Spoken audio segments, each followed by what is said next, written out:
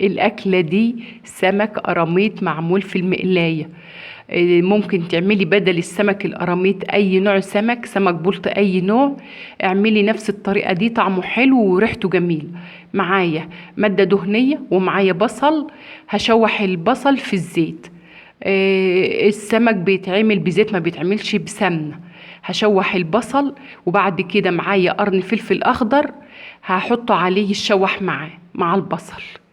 القرن الفلفل الاخضر ده هيديله طعم حلو. مش عايزه تحط قرن فلفل ما تحطيش، عايزه تحط قرن فلفل احمر معاه براحتك. بس احنا مش عايزين نعمل مكونات كتيره عشان خاطر يبقى طعم السمك حلو. السمك انت جبتيه وغسلتيه ونضفتيه ونقعتيه، وبعد كده صفيه من الميه اللي هو فيها. معايا توم، انا جبت عودين توم اخضر، ومعايا الطماطم مصفيه وهسيبها تتسبك بقى.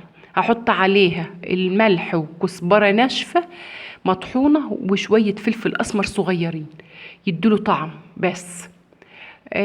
هسيبها تتسبك. معايا السمك زي ما قلت نقعته وبعد كده صفيته من الميه ونشفتيه بمنديل مطبخ، وهقليه. ممكن ما اقليهوش في الزيت واحطه ني في ني، ايوه ممكن، بس احنا بنقول الزيت بيخليه يبقى متماسك. يعني السمك بعد ما بتقليه شويه بتصفريه، بس تصفريه ياخد لون كده من كل الجهات، بيبقى متماسك، ياخد مده اطول في النار فيبقى طعمه حلو.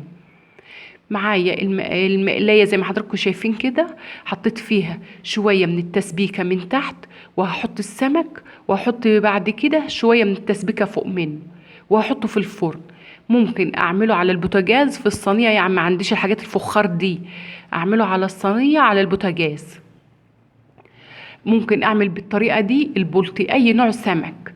ممكن اعمله ني في ني، يعني ما سبكش الطماطم وما اقليش السمك ولا اي حاجه، كله ني في ني واحطه في الفرن، بيبقى طعمه حلو برضه. دي كانت اكلتنا النهارده وده غدانا النهارده، واشوفكم في فيديو جديد.